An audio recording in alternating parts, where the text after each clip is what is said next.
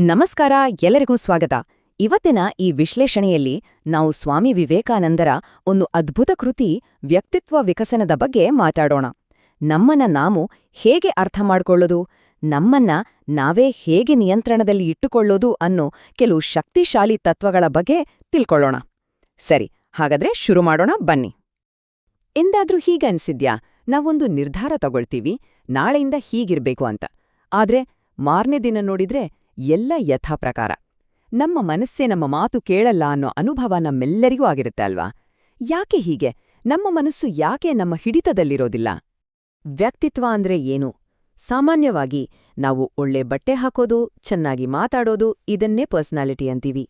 ಆದರೆ ವಿವೇಕಾನಂದರು ಹೇಳೋದು ಬೇರೆನೆ. ಅವರ ಪ್ರಕಾರ ವ್ಯಕ್ತಿತ್ವ ಅನ್ನೋದು ನಮ್ಮ ಹೊರಗಿನ ನೋಟ ಅಲ್ಲ, ಬದಲಿಗೆ ಅದು ನಮ್ಮ ಒಳಗಿನ ಸ್ಥಿತಿ. ನಮ್ಮ ಮನಸ್ಸು ಹೇಗಿದೆಯೋ, ನಮ್ಮ ಸ್ವಭಾವ, ನಮ್ಮ ಚಾರಿತ್ರ ಹೇಗಿದೆಯೋ, ಅದೇ ನಮ್ಮ ನಿಜವಾದ ವ್ಯಕ್ತಿತ್ವ.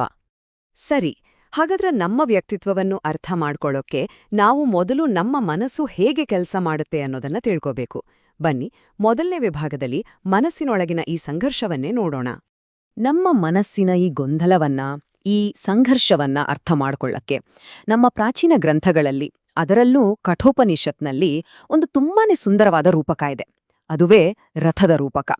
ಇದನ್ನ ನಮ್ಮ ವ್ಯಕ್ತಿತ್ವದ ಒಂದು ನಕ್ಷೆ, ಒಂದು ಬ್ಲೂ ಪ್ರಿಂಟ್ ಅಂತಾನೂ ಹೇಳ್ಬೋದು. ಈ ರೂಪಕದಲ್ಲಿ ನೋಡಿ, ಪ್ರತಿಯೊಂದಕ್ಕೂ ಒಂದು ಅರ್ಥವಿದೆ. ರಥದ ಯಜಮಾನನೇ ನಮ್ಮ ನಿಜವಾದ ಆತ್ಮ. ಈ ರಥ ಅದು ನಮ್ಮ ದೇಹ, ಸಾರಥಿಯೇ ನಮ್ಮ ಬುದ್ಧಿ, ಕುದುರೆಗಳನ್ನ ನಿಯಂತ್ರಿಸುವ ಕಡಿವಾಣವೇ ನಮ್ಮ ಮನಸ್ಸು, ಮತ್ತು ಈ ಕುದುರೆಗಳು ಬೇರೇನೂ ಅಲ್ಲ, ನಮ್ಮ ಇಂದ್ರಿಯಗಳು. ಈಗ ಒಂದು ಕ್ಷಣ ಯೋಚನೆ ಮಾಡಿ, ಸಾರಥಿಯಾಗಿರೋ ಬುದ್ಧಿ ನಿದ್ದೆ ಮಾಡಿದ್ರೆ ಏನಾಗತ್ತೆ? ಕಡಿವಾಣ ಅಂದ್ರೆ ಮನಸ್ಸು ಸಡಿಲವಾಗತ್ತೆ. ಆಗ ಕುದುರೆಗಳಾಗಿರೋ ನಮ್ಮ ಇಂದ್ರಿಯಗಳು ಎಲ್ಲೆಂದ್ರಲ್ಲಿ ಓಡೋಕೆ ಶುರು ಮಾಡುತ್ತೆ. ಆಗ ರಥ ಅಂದ್ರೆ ನಮ್ಮ ಜೀವನ ಏನಾಗ್ಬೇಡ, ದಾರಿ ತಪ್ಪಿ ಹೋಗುತ್ತೆ. ಸರಿ, ಮನಸ್ಸಿನ ಸಂಘರ್ಷದ ಬಗ್ಗೆ ನೋಡಿದ್ವಿ. ಈಗ ವಿವೇಕಾನಂದರ ಸಂದೇಶದ ಮೂಲ ತಿರುಳಿಗೆ ಬರೋಣ. ನಮ್ಮೆಲ್ಲರಲ್ಲೂ ಅಡಗಿರುವ ಆ ಅಪಾರವಾದ ಶಕ್ತಿ ಮತ್ತು ಸಾಮರ್ಥ್ಯದ ಬಗ್ಗೆ ಮಾತಾಡೋಣ. ಇದು ನಿಜಕ್ಕೂ ಒಂದು ಅದ್ಭುತವಾದ ಮಾತು. ವಿವೇಕಾನಂದರು ಹೇಳ್ತಾರೆ, ಪ್ರತಿಯೊಂದು ಆತ್ಮವೂ ದೈವಿಕ ಸಾಮರ್ಥ್ಯವನ್ನು ಹೊಂದಿದೆ. ಅಂದ್ರೆ ನಮ್ಮೆಲ್ಲರಲ್ಲೂ ಒಂದು ದೈವಿ ಶಕ್ತಿ ಇದೆ. ನಮ್ಮ ನಿಜವಾದ ಸ್ವಭಾವದಲ್ಲಿ ಯಾವುದೇ ಕೊರತೆಯಿಲ್ಲ. ಅದು ಮೂಲತಃ ಪರಿಪೂರ್ಣ ಮತ್ತು ಶಕ್ತಿಯುತ. ಹಾಗಾದ್ರೆ ನಮ್ಮ ಗುರಿ ಏನು? ನಮ್ಮ ಒಳಗಿನ ಮತ್ತು ಹೊರಗಿನ ಪ್ರಕೃತಿಯನ್ನು ನಿಯಂತ್ರಣಕ್ಕೆ ತಂದು ಆ ದೈವತ್ವವನ್ನು ಜಾಗೃತಗೊಳಿಸುವುದೇ ನಮ್ಮ ಗುರಿ. ಓಕೆ, ನಮ್ಮೊಳಗೆ ಅಪಾರ ಸಾಮರ್ಥ್ಯ ಇದೆ ಅಂತ ಗೊತ್ತಾಯಿತು. ಆದ್ರೆ ಅದನ್ನ ವ್ಯಕ್ತಪಡಿಸೋದು ಹೇಗೆ? ಬನ್ನಿ, ಮುಂದಿನ ವಿಭಾಗದಲ್ಲಿ ಇದರ ಪ್ರಾಯೋಗಿಕ ಭಾಗವನ್ನ ನೋಡೋಣ. ನೋಡಿ, ನಮ್ಮ ಚಾರಿತ್ರ್ಯ ಹೇಗೆ ನಿರ್ಮಾಣ ಆಗತ್ತೆ ಅನ್ನೋದಕ್ಕೆ ಇಲ್ಲೊಂದು ಸರಳವಾದ ಸೂತ್ರ ಇದೆ. ಮೊದಲಿಗೆ, ನಾವು ಮಾಡುವ ಪ್ರತಿಯೊಂದು ಕೆಲಸ, ನಾವು ಮಾಡುವ ಪ್ರತಿಯೊಂದು ಆಲೋಚನೆ ನಮ್ಮ ಮನಸ್ಸಿನ ಮೇಲೆ ಒಂದು ಮುದ್ರೆಯನ್ನ, ಅಂದ್ರೆ ಸಂಸ್ಕಾರವನ್ನ ಬಿಡುತ್ತೆ. ಎರಡನೇದಾಗಿ, ಇದೇ ರೀತಿ ಪದೇ ಪದೇ ಒಂದೇ ತರಹದ ಕೆಲಸ, ಆಲೋಚನೆ ಮಾಡಿದಾಗ ಆ ಸಂಸ್ಕಾರಗಳೆಲ್ಲ ಸೇರಿ ಒಂದು ಅಭ್ಯಾಸವಾಗಿ ಬದಲಾಗತ್ತೆ. ಕೊನೆಗೆ ನಮ್ಮಲ್ಲಿರುವ ಎಲ್ಲಾ ಅಭ್ಯಾಸಗಳ ಒಟ್ಟು ಮೊತ್ತವೇ ನಮ್ಮ ಚಾರಿತ್ರ್ಯವನ್ನ ನಿರ್ಧಾರಿಸುತ್ತೆ. ಅಂದ್ರೆ ನಮ್ಮ ಚಾರಿತ್ರ್ಯ ಅನ್ನೋದು ಒಂದೇ ದಿನದಲ್ಲಿ ಬಂದಿದ್ದಲ್ಲ, ಅದು ನಿರಂತರವಾಗಿ ನಿರ್ಮಾಣವಾಗ್ತಿರತ್ತೆ. ಹೌದು, ಚಾರಿತ್ರ್ಯವೆಂದರೆ ಪುನರಾವರ್ತಿತ ಅಭ್ಯಾಸಗಳು, ಮತ್ತು ಪುನರಾವರ್ತಿತ ಅಭ್ಯಾಸಗಳೇ ಚಾರಿತ್ರ್ಯವನ್ನು ಸುಧಾರಿಸಬಲ್ಲವು. ವಿವೇಕಾನಂದರ ಈ ಮಾತು ಎಷ್ಟು ಶಕ್ತಿಯುತವಾಗಿದೆ ಅಲ್ವಾ? ಇದರ ಅರ್ಥ ಏನು ಗೊತ್ತಾ? ಬದಲಾವಣೆ ಅನ್ನೋದು ಸಂಪೂರ್ಣವಾಗಿ ನಮ್ಮ ಕೈಯಲ್ಲೇ ಇದೆ. ನಾವು ನಮ್ಮ ಕೆಟ್ಟ ಅಭ್ಯಾಸಗಳನ್ನು ಬಿಟ್ಟು ಒಳ್ಳೆ ಅಭ್ಯಾಸಗಳನ್ನು ಪ್ರಜ್ಞಾಪೂರ್ವಕವಾಗಿ ಬೆಳೆಸ್ಕೊಳ್ಳಲು ಶುರು ಮಾಡಿದ್ರೆ ಕಾಲಕ್ರಮೇಣ ನಮ್ಮ ಇಡೀ ಚಾರಿತ್ರ್ಯವನ್ನೇ ನಾವು ಬದಲಾಯಿಸಬಹುದು.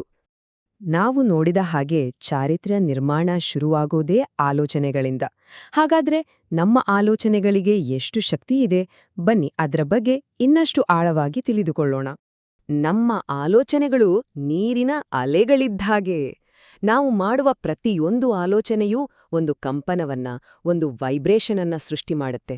ನಾವು ಒಳ್ಳೆಯದನ್ನ ಯೋಚನೆ ಮಾಡಿದಾಗ ನಾವು ಒಳ್ಳೆಯ ಪ್ರಭಾವಗಳಿಗೆ ತೆರೆದುಕೊಳ್ತೇವೆ. ಅದೇ ರೀತಿ ಕೆಟ್ಟ ಆಲೋಚನೆಗಳು ನಮ್ಮನ್ನ ಕೆಟ್ಟ ಪ್ರಭಾವಗಳ ಕಡೆಗೆ ಎಳಿತವೆ. ಅಷ್ಟೇ ಅಲ್ಲ, ನಮ್ಮ ಆಲೋಚನೆಗಳು ಬರೀ ನಮ್ಮ ಮೇಲೆ ಪರಿಣಾಮ ಬೀರಲ್ಲ, ಅದು ನಮ್ಮ ಸುತ್ತಮುತ್ತಲಿನವರ ಮೇಲೂ ಪರಿಣಾಮ ಬೀರುತ್ತೆ. ಅದಕ್ಕೆ ವಿವೇಕಾನಂದರು ಹೇಳೋದು, ಆಲೋಚನೆಗಳು ಜೀವಂತ, ಅವು ದೂರ ಪ್ರಯಾಣಿಸ್ತವೆ ಅಂತ. ಹಾಗಾಗಿ ನಾವು ಯಾವ ಆಲೋಚನೆಗಳನ್ನ ಆರಿಸಿಕೊಳ್ತೀವಿ ಅನ್ನೋದು ಬಹಳ ಮುಖ್ಯ. ಸರಿ, ಈ ಆತ್ಮವಿಕಾಸನದ ದಾರಿಯಲ್ಲಿ ನಡಿಬೇಕಾದ್ರೆ ನಮಗೊಂದು ಮೂಲಭೂತವಾದ ಮನಸ್ಥಿತಿ ಬೇಕು. ಅದುವೇ ಬಲ. ಬಲವನ್ನ ಅಪ್ಪಿಕೊಳ್ಳುವುದು. ಈ ಹೋಲಿಕೆಯನ್ನ ನೋಡಿ ಎಷ್ಟು ಸ್ಪಷ್ಟವಾಗಿದೆ. ದೌರ್ಬಲ್ಯ ಅಂದ್ರೆ ಗುಲಾಮಗಿರಿ, ದುಃಖ, ಮರಣ. ಆದ್ರೆ ಬಲ ಅಂದ್ರೇನು? ಅದು ಪರಮಾನಂದ, ಶಾಶ್ವತ ಜೀವನ, ಅಮರತ್ವ. ವಿವೇಕಾನಂದರ ಪ್ರಕಾರ ನಮ್ಮ ಎಲ್ಲ ದುಃಖಗಳಿಗೆ, ಕಷ್ಟಗಳಿಗೆ ಮೂಲ ಕಾರಣ ನಮ್ಮ ದೌರ್ಬಲ್ಯ. ಅದಕ್ಕೆ ಅವರು ಹೇಳೋದು, ದೌರ್ಬಲ್ಯವನ್ನ ತಿರಸ್ಕರಿಸಿ ಬಲವನ್ನ ಆರಿಸಿಕೊಳ್ಳೋದೇ ನಿಜವಾದ ಜ್ಞಾನ ಅಂತ. ಇದಕ್ಕೆ ಸಂಬಂಧಪಟ್ಟ ಹಾಗೆ ವಿವೇಕಾನಂದರ ಜೀವನದಲ್ಲಿ ನಡೆದ ಒಂದು ಅದ್ಭುತ ಘಟನೆ ಇದೆ. ವಾರಣಾಸಿಯಲ್ಲಿ ಕೆಲವು ಕೋತಿಗಳು ಅವರನ್ನ ಅಟ್ಟಿಸ್ಕೊಂಡು ಬರುತ್ತೆ. ವಿವೇಕಾನಂದರು ಭಯದಿಂದ ಓಡಕ್ ಶುರು ಮಾಡ್ತಾರೆ. ಅವರು ಓಡಿದಷ್ಟು ಕೋತಿಗಳು ಇನ್ನಷ್ಟು ಆಕ್ರಮಣಕಾರಿಯಾಗಿ ಬೆನ್ನಟ್ತವೆ. ಆಗ ಅಲ್ಲಿದ್ದ ಒಬ್ಬ ಅಪರಿಚಿತ ವ್ಯಕ್ತಿ ಹೇಳ್ತಾನೆ, ಓಡಬೇಡ, ಆ ಮೃಗಗಳನ್ನ ಎದುರಿಸು ಅಂತ. ವಿವೇಕಾನಂದರು ಧೈರ್ಯ ಮಾಡಿ ತಿರುಗಿ ನಿಂತು ಕೋತಿಗಳನ್ನ ಎದುರಿಸಿದ ತಕ್ಷಣ ಆ ಕೋತಿಗಳೆಲ್ಲ ಹೆದ್ರಿ ಓಡಿ ಹೋಗ್ತವೆ. ನೋಡಿ, ಇದೇ ನಮ್ಮ ಜೀವನದ ಪಾಠ. ನಮ್ಮ ಭಯಗಳು, ನಮ್ಮ ಸಮಸ್ಯೆಗಳೇ ಆ ಕೋತಿಗಳು. ಅವುಗಳಿಂದ ಓಡಿ ಹೋದ್ರೆ ಅವು ನಮ್ಮನ್ನ ಬೆನ್ನಟ್ಟುತ್ತಲೇ ಇರ್ತವೆ. ಆದ್ರೆ ನಾವು ಧೈರ್ಯದಿಂದ ತಿರುಗಿ ನಿಂತು ಎದುರಿಸಿದ್ರೆ ಅವು ತಾವಾಗಿಯೇ ಹಿಂದೆ ಸರಿತವೆ. ಇಲ್ಲಿ ಬಲ ಅನ್ನೋದು ಆತ್ಮವಿಶ್ವಾಸಕ್ಕೆ ಸಮ. ನಮ್ಮ ಸ್ವಂತ ಸಾಮರ್ಥ್ಯದ ಮೇಲೆ ನಮ್ಗೆ ಯಾವಾಗ ಅಚಲವಾದ ನಂಬಿಕೆ ಬರುತ್ತೋ ಆಗ ನಮ್ಮೊಳಗಿನ ಆ ದೈವಿಕ ಶಕ್ತಿ ತನ್ನಿಂತಾನೇ ಜಾಗೃತವಾಗುತ್ತೆ. ಸರಿ, ಈಗ ನಮ್ಮ ಈ ಆತ್ಮವಿಕಾಸನದ ಪಯಣದ ಕೊನೆಯ ಆದ್ರೆ ಅಷ್ಟೇ ಮುಖ್ಯವಾದ ಭಾಗಕ್ಕೆ ಬಂದಿದ್ದೇವೆ. ಅದುವೇ ನಮ್ಮ ಕೆಲಸದ ಕಡೆಗಿನ ಮನೋಭಾವ. ಯಜಮಾನನಂತೆ ಕೆಲಸ ಮಾಡುವುದು ಅಂದ್ರೆ ಏನು? ನಾವೆಲ್ಲರೂ ಕೆಲಸ ಮಾಡ್ತೀವಿ, ಆದ್ರೆ ಎರಡು ರೀತಿ ಮಾಡ್ಬೋದು. ಒಂದು ಗುಲಾಮನ ಹಾಗೆ, ಇನ್ನೊಂದು ಯಜಮಾನನ ಹಾಗೆ. ಗುಲಾಮನ ಕೆಲಸ ಯಾವಾಗ್ಲೂ ಸ್ವಾರ್ಥದಿಂದ ಕೂಡಿರುತ್ತೆ. ಸಂಬಳಕ್ಕಾಗಿ, ಹೊಗಳಿಕೆಗಾಗಿ ಅಥವಾ ಬೇರೆ ಯಾವುದೋ ಫಲಿತಾಂಶಕ್ಕಾಗಿ ಕೆಲಸ ಮಾಡೋದು. ಇದರ ಕೊನೆ ಯಾವಾಗ್ಲೂ ದುಃಖದಲ್ಲೇ ಮುಗಿಯುತ್ತೆ. ಆದ್ರೆ ಯಜಮಾನನ ಕೆಲಸ ಹಾಗಲ್ಲ. ಅದು ಸ್ವಾತಂತ್ರ್ಯದಿಂದ, ಪ್ರೀತಿಯಿಂದ ಮಾಡೋದು. ಫಲಿತಾಂಶದ ಬಗ್ಗೆ ತಲೆಕೆಡಿಸ್ಕೊಳ್ದೆ ಕೇವಲ ಕೆಲಸ ಮಾಡೋದ್ರಲ್ಲೇ ಆನಂದವನ್ನ ಕಾಣೋದು. ಇದೇ ನಿಜವಾದ ಪರಿಣಾಮಕಾರಿ ಕೆಲಸ. ಕೊನೆಯದಾಗಿ ವಿವೇಕಾನಂದರ ಈ ಮಾತು ಇಡೀ ವಿಶ್ಲೇಷಣೆಯ ಸಾರಾಂಶವನ್ನೇ ಹೇಳುತ್ತೆ. ನಾವು ಏನಾಗಿದ್ದೇವೋ ಅದಕ್ಕೆ ನಾವೇ ಜವಾಬ್ದಾರರು, ಮತ್ತು ನಾವು ಏನ್ ಆಗಲು ಬಯಸುತ್ತೇವೋ ಅದನ್ನು ನಾವೇ ಆಗುವ ಶಕ್ತಿ ನಮ್ಮಲ್ಲಿದೆ. ಅಂದ್ರೆ ನಮ್ಮ ಇವತ್ತಿನ ಪರಿಸ್ಥಿತಿಗೆ ಬೇರೆ ಯಾರೂ ಕಾರಣರಲ್ಲ, ನಾವೇ ಜವಾಬ್ದಾರರು. ಅಷ್ಟೇ ಅಲ್ಲ, ನಮ್ಮ ಭವಿಷ್ಯವನ್ನು ರೂಪಿಸಿಕೊಳ್ಳುವ ಸಂಪೂರ್ಣ ಶಕ್ತಿ, ಅಧಿಕಾರ ನಮ್ಮ ಕೈಯಲ್ಲೇ ಇದೆ. ನಮ್ಮ ಜೀವನದ ಶಿಲ್ಪಿಗಳು ನಾವೇ. ಹಾಗಾದ್ರೆ ಈ ಒಂದು ಅರಿವಿನೊಂದಿಗೆ ನಿಮ್ಮನ್ನು ಬಿಡುತ್ತೇನೆ. ನಿಮ್ಮ ಹಣೆಬರಹದ, ನಿಮ್ಮ ಭವಿಷ್ಯದ ಸೃಷ್ಟಿಕರ್ತರು ನೀವೇ ಆಗಿದ್ದರೆ ನೀವು ಏನನ್ನು ನಿರ್ಮಿಸಲು ಬಯಸುತ್ತೀರಿ? ಯೋಚನೆ ಮಾಡಿ.